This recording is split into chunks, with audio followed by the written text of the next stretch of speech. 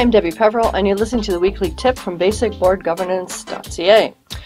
Today I'm talking about Valentine's Day. We are a week away from Valentine's Day, and as you know, if you've followed my work in this space, I believe that governance applies to everything.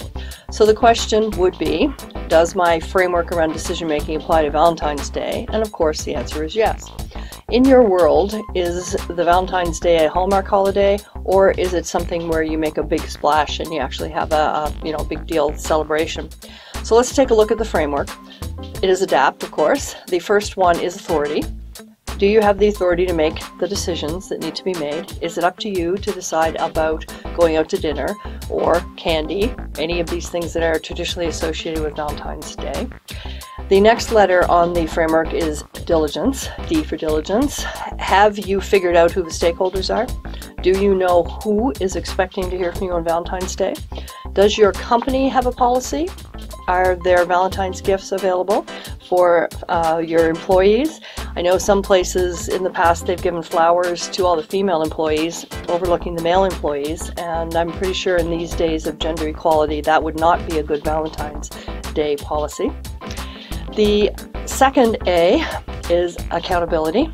Are you ready to make a decision about who's getting phone calls, who's getting presents, flowers, chocolate, whatever you're doing? Or do you need to refer back to the D, which is diligence? You need to do more diligence before you can make that decision. The P, the first one, is for policy. Did you make any rules last year? Did you decide after being in a crowded restaurant that next year you were not going out to dinner on Valentine's Day? Did you decide that it was too much money to buy roses on Valentine's Day? Refer back to the policies set last year and see if there's anything you should do there. The next P is for prudence. Is there anything you should be careful about? Again, you might take a look at your documentation around last year's Valentine's Day and decide if there's anything worrying there. And the last is T for transparency. If you have made decisions and you accept responsibility for them, and it turns out some stakeholders are complaining, are you going to be able to explain how the decision was made? For example, your mother calls and asks, how come you didn't call her on Valentine's Day? Are you going to be able to explain how the decision was made that you weren't recognizing Valentine's Day with that particular stakeholder?